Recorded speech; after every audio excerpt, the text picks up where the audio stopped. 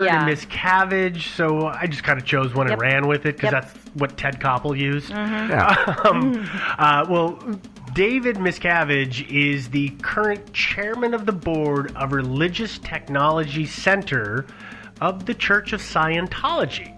So, for all intents and purposes, David Miscavige is the leader of the Church of Scientology. Michelle Miscavige, of course, being the wife of the head of this church, is a fairly well-known figure, seen publicly and known by members of the church, and she was very active up until August of 2007 when she completely dropped off the radar and essentially disappeared from the public eye. So she's taking a sabbatical, in other words.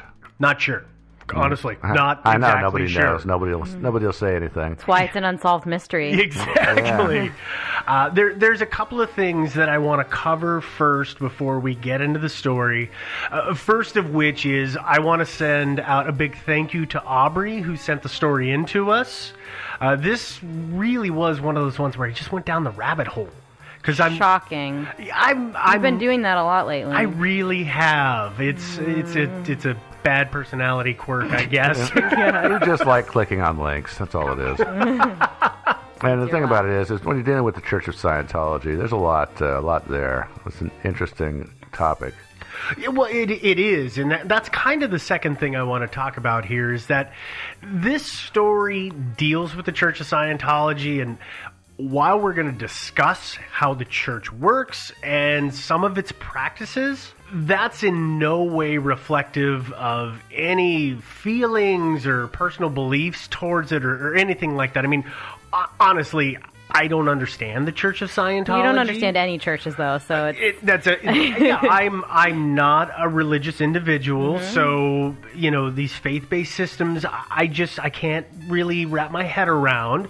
So what we talk about here is going to be accountings and information that we have found through our research, and there's no personal malice or anything like that. This is just trying to lay out facts as much as we can. And also, we don't want to alienate Tom Cruise, who's one of our listeners, we're pretty sure.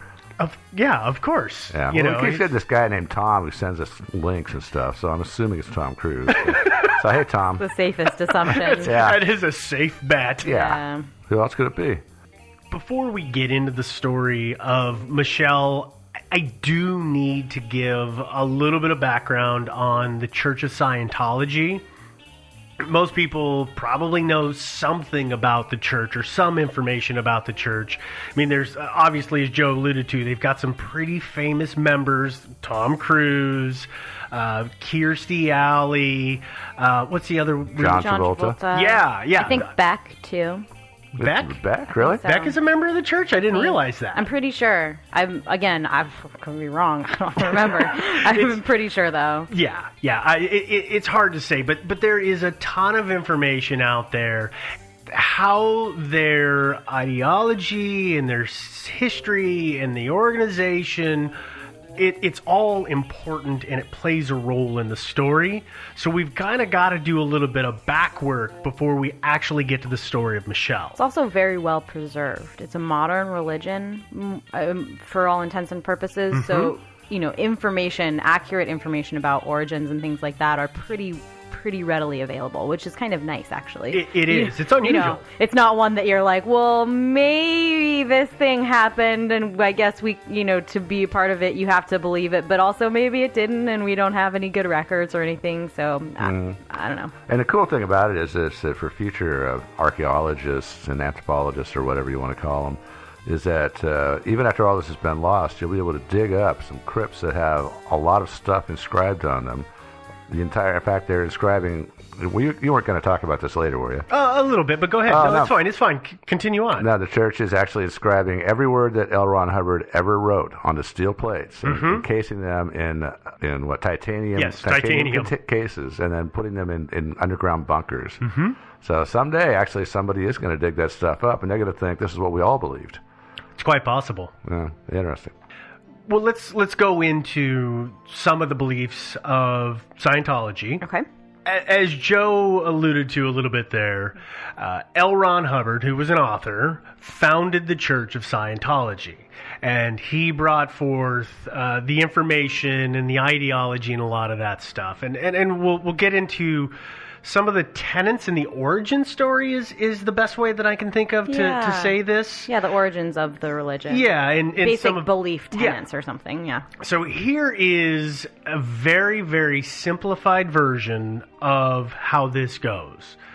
And this is based, again, like I said, on what L. Ron Hubbard wrote.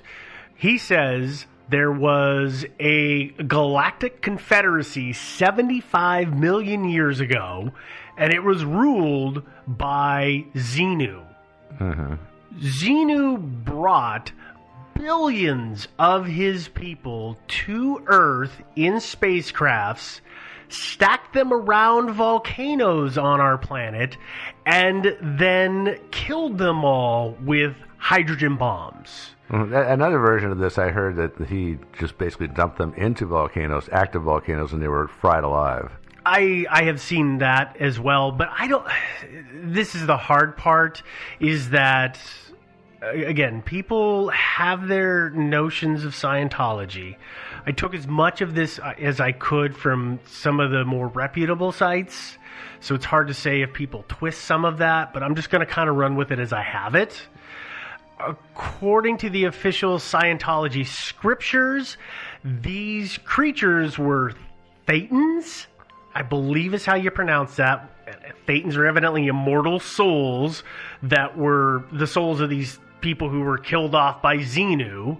And these Thetans adhere to humans and cause them spiritual pain and harm. All those events that we just talked about within Scientology are known as Incident 2. What was Incident 1?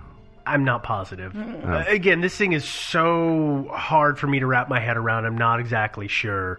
But the traumatic memories that people have based on these Thetans, that's known as the Wall of Fire or the R6 implant. So in other words, are you saying that the Thetans have a huge amount of pain because of their ending, and then they carry that into humans, and sort of we experience that? That's what causes... We absorb it from the Thetans? Yeah, so we'd be a much happier and easier going people if we didn't have these pains attached to us by these souls. Yes, that's the way my understanding of it is, and I may be incorrect. But the narrative of Xenu is described as the space opera by L. Ron Hubbard, and he delivered all of this and warned that anyone who tried to understand this past trauma, or as they call it, the R6 implant, that R6 implant was calculated to kill, so you basically couldn't figure out how to get around it and free yourself of it naturally. So when the Thetan adheres to your body or it wiggles its way in, that's an R6 implant? I think so. Okay. Again, this is so far outside of my wheelhouse, and it's really hard sometimes to suss apart. And yeah, obviously it goes without saying, there's a lot of information about this online. Mm-hmm. This is like from the most... from pro and anti-Scientology websites. Right. So be careful to note which kind of website you're on. And that's a very good point. I mean, and we got a little bit more here, but this is, like I said before, a very brief overview. Yeah, bullet point overview. If you're interested in this, as Devin said and Joe said, there is a ton of resources out there for you to look at it and dig into it and come to your own conclusions about it. Yep. Now, where we were at here is we were talking about those spirits, the Thetans, which are holding us back. Mm-hmm. The church believes that the Satans, like I said, are Thetans. The Thetans are holding us back, and it seems that the members of the Church of Scientology have set about to free themselves from those spirits. The church's method of spiritual rehabilitation is through a type of counseling that they call auditing, which the practitioners They try to re-experience consciously painful or traumatic events that happened in their past and try to free themselves from the limitations that are caused by that. So again, very high level, very basic overview of Scientology. Or I should say the beliefs of Scientology. Yeah. So we should now talk about probably the history. And now, is it your understanding that one, but bunches of them? I think so, yes. Yeah, and so if you've got, like, say, just a ton of Thetans in you, then you become a serial killer, perhaps, and then if you've only got a few, then you get to be president. Is that the way it works? I think, I think this is something that people need to go look up and read about. You're going to have to dig into this on your own because it's just, there's so many details and avenues that it goes down. And I like I said, I started running down through some of these alleys and then I just had to turn back because it just, I can't wrap my head around it. Yeah. As I was saying, though, we should probably get into some of the history and the organization of the church, because, again, this is important and it plays into the story of Michelle. Obviously, we've explained that L. Ron Hubbard founded the Church of Scientology. He officially founded the church in 1953, though he had been operating the Hubbard Association of Scientologists International as of 1952, so to me, it's almost like he rebranded it. Sounds like. And from there, he was always the head of the church up until his death in 1987. Sure. And here's a quote from Hubbard to kind of give you an idea. I took this as a way to understand what his beliefs and aims for the church were and what he intended it to be for people.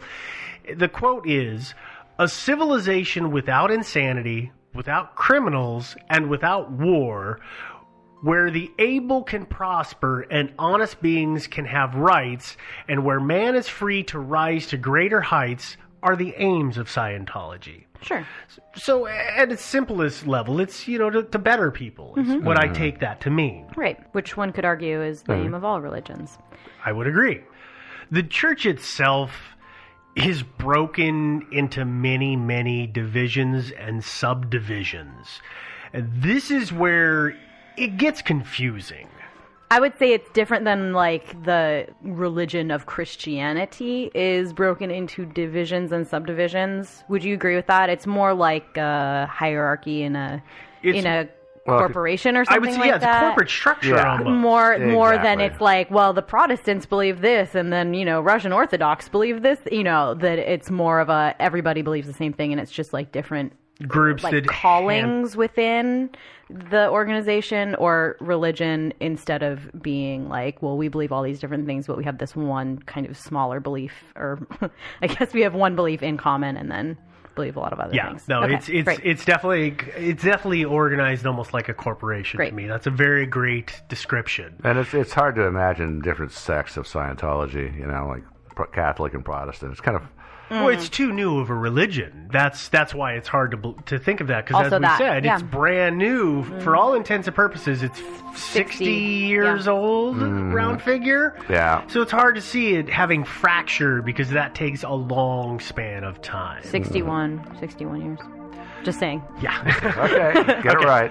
We're going to go through some of the divisions here, just briefly. And I apologize, this is full of acronyms because every one of these names is kind of long, but try and hang on to some of these because they do play a role later on. There is the Religious Technology Center, or RTC, which protects the church's copyrights and trademarks.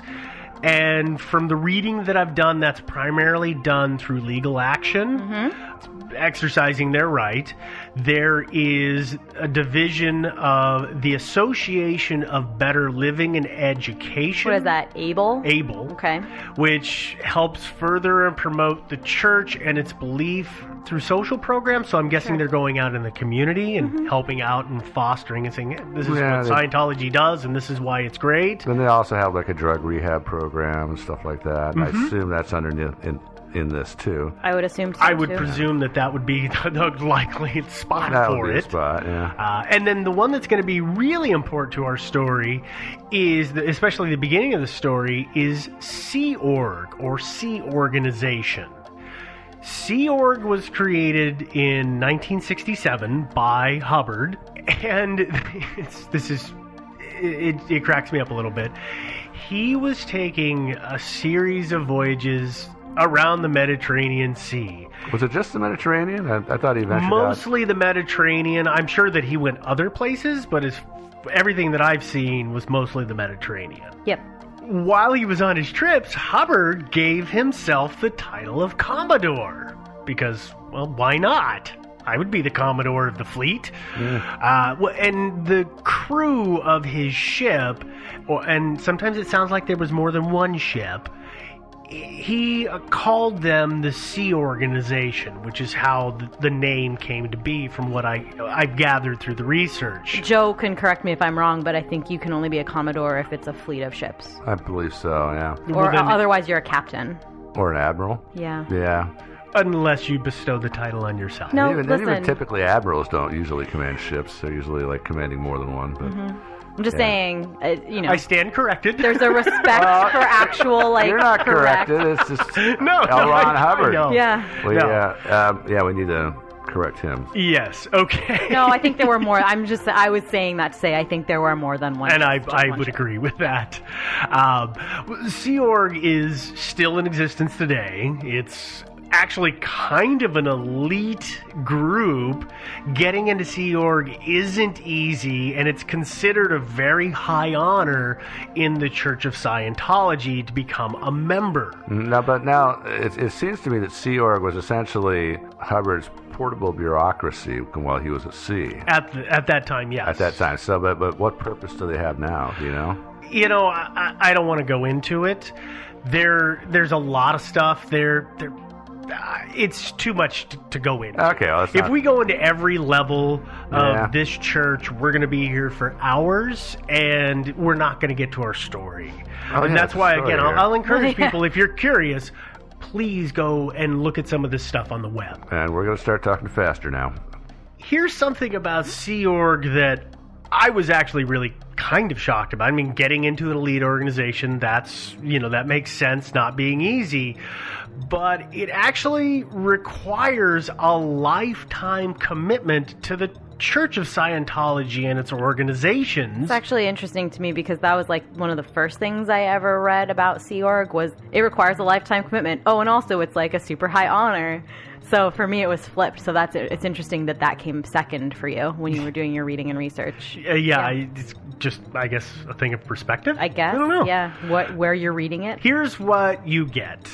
If you're accepted in, or you make it into the status of being a member of Sea Org, in exchange for your membership, you get room and board and training and auditing. And again, remember we talked about auditing a little bit earlier. Which it turns out is often very expensive.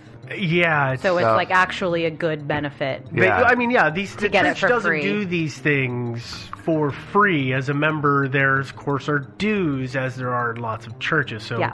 if you want to go through processes, you have to pay. But as a member of Sea Org, you get don't it for pay free, for that which because you're free actually audit. working It's a for the huge church. benefit. Yeah. Yeah, you're in a simplified version, you're an employee. Yeah, and I know from talking to and reading about Scientologists, I know some people wind up putting a lot of money into auditing over the years. Mm-hmm. It's for free. it can be an It's a nice penny. expensive thing. Yeah. And the reason I made the analogy it's kind of like being an employee is that you also get a small weekly allowance or a stipend. Yeah. Here's the thing that really caught me off guard about Sea Org is that, okay, you have to pledge your loyalty. I totally get that.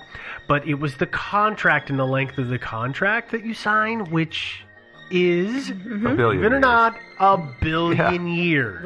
We did not make that up. That is real. No, that is absolutely based on, everywhere it says it's a billion years. And they have and I fact checked this to make sure that they were not, that this was accurate. The Sea Org's motto is Revenimus, which is Latin, and loosely translated means "we come back." It was a good try at pronunciation, Steve. There was a W in the thing that I read that put it phonetically, and I was like, well, wow, no, that W doesn't work. Don't even worry about it. So basically, now how does this work out when you die and are reborn in a new body? Do they come and get you and press you into service, or do you just know?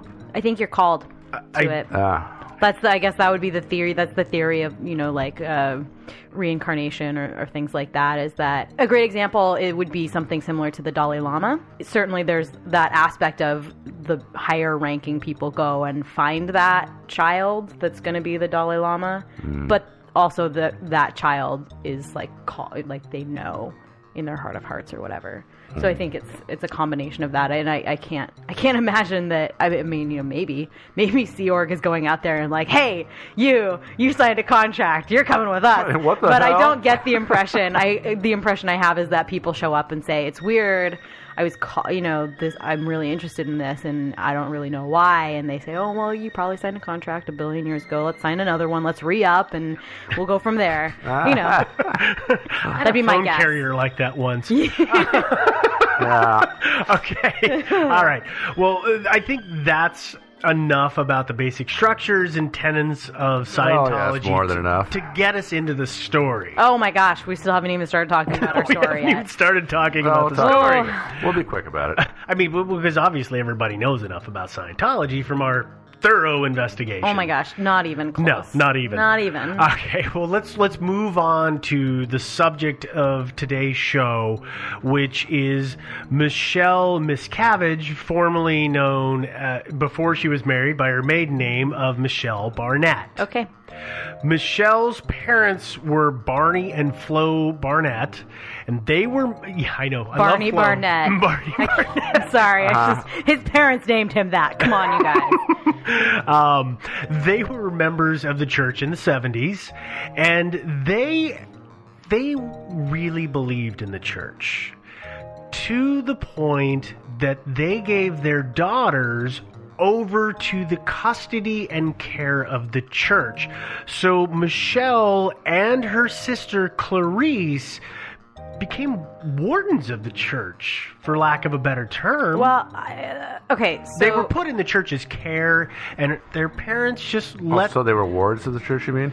Basically, their parents weren't doing anything. The girls went on... They have one of these... There's a Scientology church and school up kind of near Portland. It's not actually in Portland, but it's kind of near there. I actually know somebody who works there, and it's a boarding school. So I think essentially what you do, it's not like, oh, you're just like a ward of the state, a ward of the church, is you send them off to their boarding school, and they live there, and then they do their summer programs through the church, and then they, go back to their boarding school, and then once they graduate, they become, they start working at the church or join Sea Org or whatever. So it's not so much of like, oh, just go away, just like be kids in the church. It's also not like becoming a nun, I would say. It's not, but it's more of a, you just become entrenched in the church itself because you go to boarding school, all your friends are there. It's just that that's my understanding of how it works. And I have a hard time finding a lot of information, but this is back in the 70s, so the church has been around 20 years. L. Ron Hubbard is making changes and making additions to the church, so I don't know that structure was in place at that time, but from what I can figure out, Michelle herself was about 10 or 11 years old at the time. And she, from that point forward, was raised and educated by the church and surrounded by its members. Sure. And she evidently really excelled. She did really well. She became a member of what is, and this is going to be another acronym, what is known as CMO, which stands for Commodore's Messenger Organization. And that is a group that is inside of Sea Org itself. So again, we're talking about layers within layers. So it's like the elite of the elite. Mm-hmm. Okay. In 1981, she married David Miscavige. He was also a member of CMO. and she was seen on a regular basis by members, and she took on duties from that point forward. She became a liaison to some of the more famous members of the church. Again, Tom Cruise was one of the people that she worked directly with. This is a little bit of a sidetrack, but this is an odd bit of information that I came across.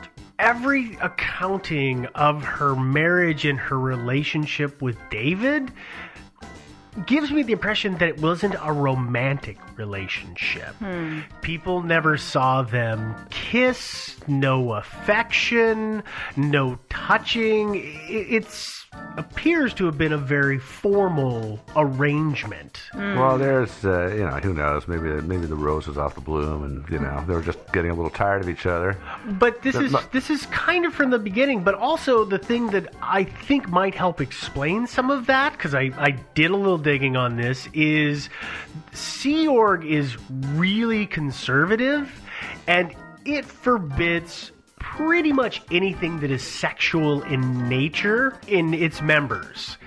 And I would assume except for procreation. Except for procreation. Sure. So there's no premarital anything. And I kind of get the impression that sex is for making children. Sure. And that's it. Yeah. Which would explain why they weren't lovey-dovey, huggy-kissy all the time. But as they were following what they believed. It could also be, there are a number of American political marriages that you can look at and say, well, that really just looks like a partnership of two people who saw the benefit of being married and that it would improve their status to be married, and there's so a they just mutual made a benefit that is not romantic. Sure. That probably happens. I still think Bill and Hillary, who you're obviously talking about, I think they probably cared about each other at the beginning, but that was gone probably after Bill's fifth affair. I would say that they're certainly not the only people that come to mind in that sort of situation. You're absolutely right. And I think it's it could be any number of things. Yeah, I personally just had the impression that it was based on the ideology that they were following within Sea Org. But it's hard to say exactly what it is. There are definitely couples in this world that do come from conservative places where, the only thing you'll ever see them doing is holding hands sometimes, and they get bashful if they're caught holding hands, and, that's just, it's part of a lot of cultures. Yeah, so. No, this is very true. Yeah. In 1987, I think I mentioned this earlier, L. Ron Hubbard passed away and left a power vacuum in the church. Was it like a sudden death? No, do you know?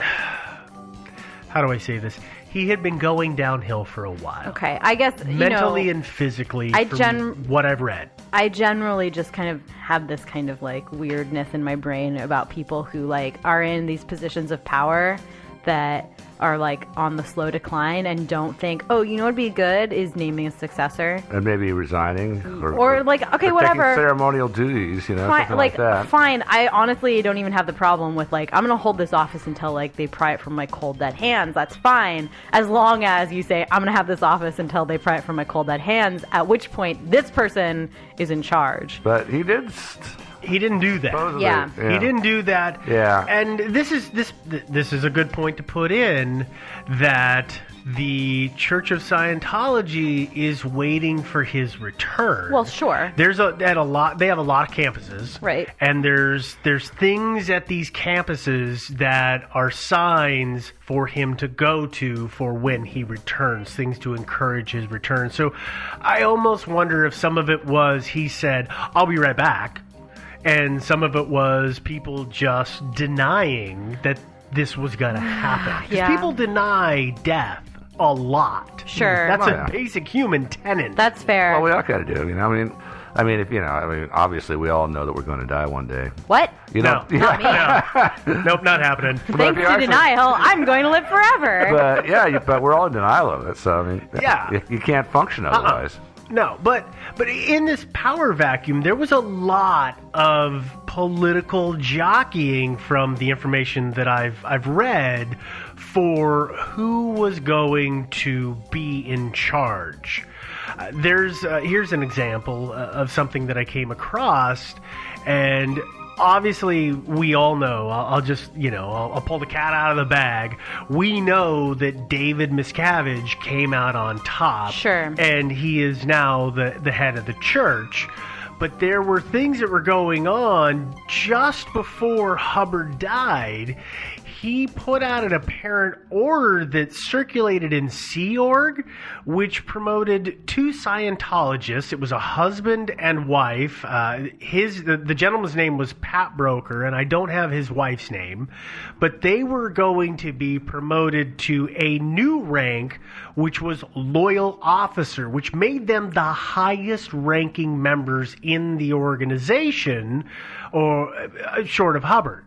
David Miscavige said that the order was forged, and I don't know the details of what happened, but from what I understand, that didn't actually ever go through. They didn't get that position. And I'm going to make a presumption that would not have allowed him to move into the position of chairman of the board. Yeah. Sure. Now, so after he came out on top, what happened to Pat Broker and his wife? I don't know.